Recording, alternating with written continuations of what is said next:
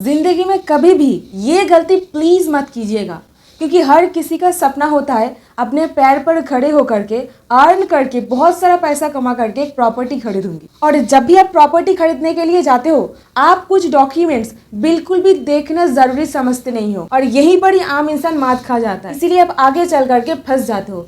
कोई ना कोई डिस्प्यूट अराइज हो ही जाता है उस प्रॉपर्टी को लेकर के। तो आपके साथ प्रॉपर्टी रिलेटेड कोई भी फ्रॉड ना हो, इसीलिए ये 10 डॉक्यूमेंट्स को जरूर आप चेक करके लीजिएगा। सो हाय एवरीवन, मैं हूं एडवोकेट पापिया और आप देख रहे हो डिकोड द लॉ। ऐसी सिंपल सी भाषा में कानूनी ज्ञान आप तक पहुंचाना, यही उद्देश्य है। तो सबसे पहले देखिए, प्रॉपर्टी लॉ के अंदर प्रॉपर्टी को ट्रांसफर किया जाता है। सो एक नाम से दूसरे नाम पर प्रॉपर्टी ट्रांसफर हो रहा है। अब सपोज जो इंसान के नाम पर कोई टाइटल ही नहीं है, वो क्या आपको ट्रांसफर करेगा? तो इसीलिए documents number 1 that is title deed बिल्कुल भी देखना मत भूलिएगा।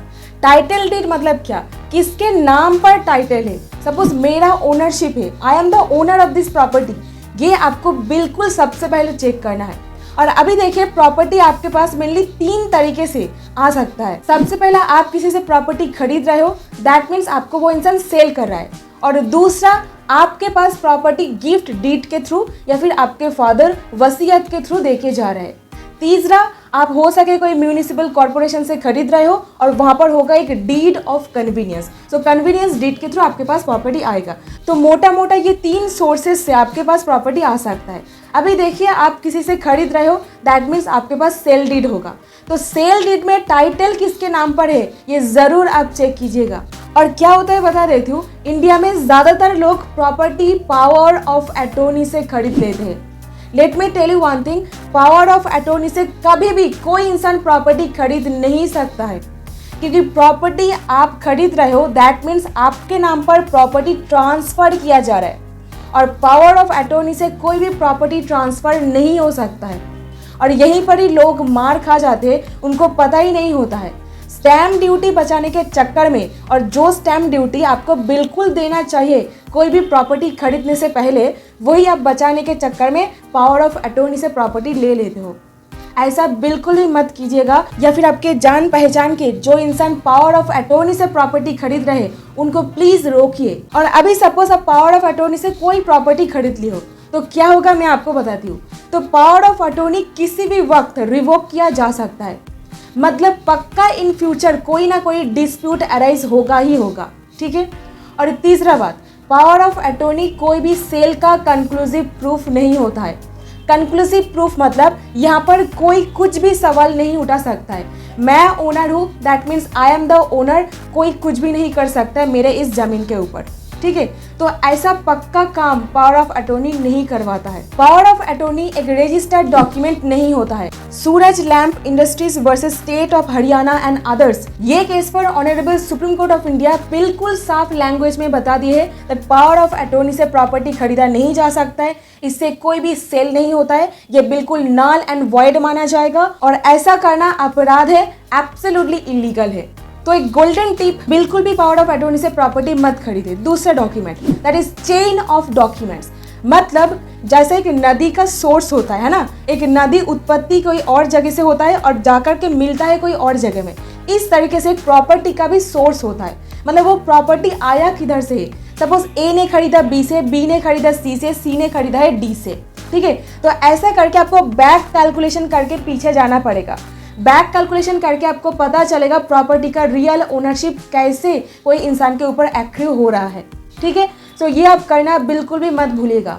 और अगर आपको ऐसा देखना नहीं आता है, मतलब नहीं समझ में आता है, तो आप एक लॉयर हायर कीजिए, सेल डीड प्रॉपर्ली उनको दिखाइए, वो आपको बता देंगे किस तरीके से प्रॉपर्टी आपके पास आ रहा है, ठीक है। क्योंकि सेल डीड में पूरा क्लियरली लिखा हुआ रहता है, मतलब हवाला दे दे करके डिटेल में कहाँ से किसके पास कैसे ये प्रॉपर्टी आ रहा है। तो ये आप करना बिल्कुल भी मत भूलिएगा, ठीक है। और अभी तीसरा document that is encumbrance certificate. Encumbrance certificate actually में होता क्या है? सपोज आप कोई इंसान से प्रॉपर्टी खरीद रहे हो, सपोज मेरे से, और मैं उस प्रॉपर्टी के अगेंस्ट पर कोई लोन ले रखी थी या फिर उसको मॉर्गेज में डाल दी थी, और ऐसे में वो प्रॉपर्टी इस तरीके से आपको मैं बेच देती हूँ। और अभी क्या होगा आपको पता है?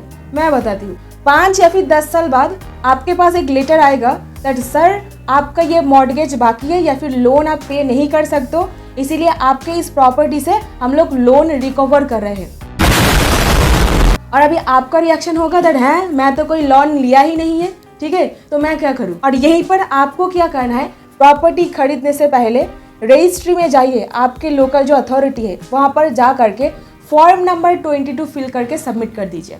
इसका एक नॉमिनल फीस होता है, वो आप भर दीजिए। रजिस्ट्री से आपको कुछ दिन बाद कांटेक्ट किया जाएगा और इस प्रॉपर्टी के नाम पर कोई लोन मॉर्गेज वगैरह है या फिर नहीं है, ठीक है, आपको पूरा कच्चा चिट्ठा पता चल जाएगा। बट इसका एक लिमिटेशन है, तो अगर सपोज कोई इंसान रजिस्ट्री में जा करके रिकॉर्ड नहीं करवाया है तो आपको पता नहीं चलेगा, या फिर कोई कोऑपरेटिव बैंक से लोन वगैरह लेकर के रखे वो पता आपको नहीं चलेगा। तो इसके लिए आपको क्या करना है, ध्यान से सुनिए। आपके जो लोकल लैंड रेवेन्यू अथॉरिटी है या फिर जो BLRO ऑफिस है वहां पर जाइए, एक टाइटल सर्च रिपोर्ट, इसको हम सर्चिंग भी बोल सकते हैं, तो सर्चिंग पर डाल दीजिए, आपको पूरा पता चल जाएगा तब क्या कुछ किया हुआ है। और अभी next document that is occupancy certificate. Occupancy certificate is very much important जब भी आप कोई बिल्डर से प्रॉपर्टी खरीद रहे हो। और यहीं पे कुछ चीज़ आपको बता देती हूँ, अगर कोई प्रोमोटर बिल्डर से आप फ्लैट वगैरह खरीद रहे हो तो 3 चीज़ आपको बिल्कुल देखना है। बिल्डर का एटीट्यूड क्या है, उसका पास्ट ट्रैक रिकॉर्ड क्या है, किस तरीके से वो अपने क्लाइंट को प्रॉपर्टी डिलीवर किया है पास्ट में, ठीक है, और मोस्ट इंपॉर्टेंटली बिल्डिंग में अच्छी तरीके से रॉ मटेरियल्स यूज नहीं किया जाता है। इसीलिए कॉम्पिटेंसी सर्टिफिकेट देखना बिल्कुल भी मत भूलिएगा, जो एक चार्टर्ड इंजीनियर करके देता है। सभी केसेस में रॉ मटेरियल्स ठीक तरीके से यूज नहीं करते, ऐसा नहीं बोल रही हूँ, बट बहुत सारे केसेस मैंने देखा है वहां पर ऐसा होता है दैट छत में लीकेज आ रहा है, छत टपक रहा है, ऐसा मतलब बहुत प्रॉब्लम आता है, ठीक है, तो इसीलिए आप जरूर देख लीजिएगा। चार्टर्ड अकाउंट यही भी मतलब डिटेल्स देता है दैट वो एक अर्थ को एक प्रोन एरिया है या फिर नहीं है। और जो इंपॉर्टेंट डॉक्यूमेंट बोल रही थी that is OC, occupancy certificate. तो ये क्या होता है, आपका बिल्डर नगर निगम ऑफिस या फिर म्यूनिसिपल से ऐसा एक सर्टिफिकेट लाके देगा जहां पर पूरा लिखा हुआ रहेगा दैट ये फ्लैट पूरा हम लोगों का जो कंप्लायंस है, क्राइटेरिया है, ये बिल्कुल फुलफिल किया है, वो फ्लैट रहने की लायक है, सब कुछ चेकलिस्ट मैच किया है, तो ये आपको ला करके आपके बिल्डर दिखा दे, ऐसा आपको बोलना है। और इससे ये आएगा अभी next document that is allotment letter. Allotment letter मतलब आपका जो अर्बन डेवलपमेंट डिपार्टमेंट है वहां से आपके बिल्डर को एक अलॉटमेंट लेटर मिलेगा सबसे पहले, तो आपके क्लाइंट को आप प्रॉपर्टी डिलीवर कर सकते हैं, ठीक है। अभी आपके बिल्डर आपको एक अलॉटमेंट लेटर देंगे, आपको प्रॉपर्टी अलॉट किया जा रहा है, आप वहां पर घुस सकते हैं। और अभी सपोज अभी कोई सेकेंड हैंड फ्लैट आप खरीद रहे हो, तो सेकेंड हैंड फ्लैट जब भी आप खरीदोगे, जिससे आप प्रॉपर्टी खरीद रहे हो उनको बिल्कुल बोलना दैट प्रॉपर्टी जब आपको दिया गया था, जो अलॉटमेंट लेटर आपको बिल्डर से मिला था वो आप ला करके दीजिए, ताकि आपको भी पता चल जाएगा दैट कौन सा डेट से प्रॉपर्टी उनको अलॉट किया गया था। So that's the important document. अभी इसी के साथ आएगा, देखिए ऐसा हर किसी के दिमाग में होता है दैट फ्लैट खरीद रही हूँ, that means car parking area वगैरह सब कुछ एक साथ में ही आएगा। पर अक्सर देखा जाता है ना, आपको फ्लैट दिया गया है, जब आप गाड़ी पार्क करने चले आपको बोला जाएगा दैट यहाँ पर तो कोई पार्किंग स्पेस वगैरह नहीं है, तब आप क्या करोगे, तब सड़क पे तो आप खड़ा करके नहीं रख सकते हो गाड़ी को। तो इसीलिए बिल्कुल देख लीजिएगा आपके और बिल्डर के बीच में जो अग्रीमेंट हो रहा है वहाँ पर बिल्कुल ठीक तरीके से देख लीजिएगा दैट कार पार्किंग एरिया वहाँ पर दिया गया है। और फ्लैट से जुड़ा हुआ और एक डॉक्यूमेंट होता है that is society management charges, यानी कि सोसाइटी में जो टेम्पल वगैरह, गार्डन या फिर स्विमिंग पूल वगैरह बना हुआ रहता है, जिम भी हो सकता है, उसको मेंटेन करने के लिए एक चार्ज पर मंथ आपको देना पड़ता है। सालाना आप देखोगे तो 1 लाख के मतलब लाखों में ये पहुंच जाता है। तो इसीलिए जब भी आप सेकेंड हैंड फ्लैट वगैरह खरीदोगे तो आप उनसे देख लेना दैट आप ये सब कुछ वकीया दे करके रखे हो या फिर नहीं, ठीक है ना। क्योंकि देखिए अगर वो 5 साल से सपोज ये सारा चार्जेस वगैरह नहीं दे रहे, दैट मीन्स क्या, वो तो मतलब लाखों में पहुंच गया है अमाउंट, वो आपको पे करना पड़ेगा। और अभी नेक्स्ट डॉक्यूमेंट दैट टाइटल सही है या फिर ना है, इसको देखने के लिए आप टैक्स रिसिप्ट मांग लीजिए, जिसको रीजनल या फिर विलेज एरिया में खाजना रिसिप्ट भी बोला जाता है। और अर्बन एरिया में अर्बन डेवलपमेंट टैक्स ये आपको देना पड़ता है। देखिए टैक्स वही इंसान देगा जिसके नाम पर टाइटल है। टिप्स एंड ट्रिक्स है दैट आप उनसे टैक्स रिसिप्ट वगैरह मांग लीजिए। जो इंसान के नाम पर टाइटल है वही टैक्स दे रहा है, दैट मीन्स टाइटल पूरा क्लियर है। अभी खाली जमीन पर ऐसा टैक्स नहीं होता है क्योंकि वहां तो मतलब खाली जमीन भरा हुआ है। अगर जमीन खरीद के कुछ कंस्ट्रक्शन वगैरह आप करके रखे हो तो वहां पर ऐसा टैक्स देना पड़ता है। और ये टैक्स कमर्शियल प्रॉपर्टी या फिर रेजिडेंशियल प्रॉपर्टी दोनों में ही देना पड़ता है। और अभी नेक्स्ट सबसे important document that is mutation, यानी कि नामकरण। सो म्यूटेशन यानी कि सपोज आपका कोई प्रॉपर्टी है वो आपके पिताजी को मिला है, पिताजी को कैसे मिला, आपके दादी जी से मिला है, तो इस तरीके से प्रॉपर्टी ट्रांसफर हो करके आपके पास आ रहा है। अभी देखिए म्यूटेशन मतलब ऐसा एक प्रोसेस जो एक गवर्नमेंट रिकॉर्ड में नामकरण किया जाता है that किसके नाम पर अभी ये प्रॉपर्टी है। म्यूटेशन एक मकान वगैरह लेने के बाद का प्रक्रिया होता है। इस तरीके से म्यूटेशन मतलब एक पक्का काम कर लिए हो, आप अपने नाम पर पूरा सब कुछ चीज ट्रांसफर कर लिए हो, तो बाद में म्यूटेशन करके अपना नाम को एंट्री करवाना बिल्कुल भी मत भूलिएगा। कोई भी इंसान आकर के नहीं बोल सकता है that ये मेरे नाम पर म्यूटेशन करके देख लीजिए वहां पर है। अब म्यूटेशन के लिए रजिस्टर्ड सेल डीड, इसका एक कॉपी, उसी के साथ म्यूटेशन फॉर्म फिल करके जो चार्ज होता है वो दे करके आप सबमिट कर दीजिएगा।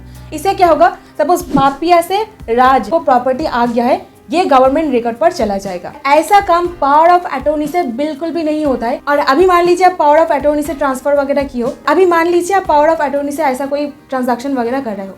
अब मेरा बेटा अगर सपोज वो देखता है दैट ऐसा करके प्रॉपर्टी ट्रांसफर हुआ था, तब वो मतलब क्या करेगा, वो आकर के देखेगा यहाँ पर तो ठीक तरीके से कुछ हुआ ही नहीं था, वो आकर के यहाँ पर क्लेम बिल्कुल कर सकेगा दैट ये प्रॉपर्टी का ओनर मैं हूँ, ठीक है, क्योंकि पावर ऑफ अटॉर्नी कोई कंक्लूसिव प्रूफ नहीं होता है, वहां पर कोई भी सेल एग्जीक्यूट नहीं किया जा सकता है। अभी last document that is conversion certificate. Suppose ये एक लैंड है और ये एक लैंड है, यहाँ पर आप एग्रीकल्चर वगैरह कर सकते हो और यहाँ पर आप एग्रीकल्चर नहीं कर सकते हो, तो ये हो गया नॉन कमर्शियल और ये हो गया कमर्शियल लैंड। और एग्रीकल्चरल लैंड में आप कभी भी कोई भी कंस्ट्रक्शन वर्क नहीं कर सकते हो। और एग्रीकल्चरल लैंड को कमर्शियल लैंड में कन्वर्जन कराने के लिए एक अच्छा खासा पैसा देना पड़ता है म्यूनिसिपैलिटी अथॉरिटी को।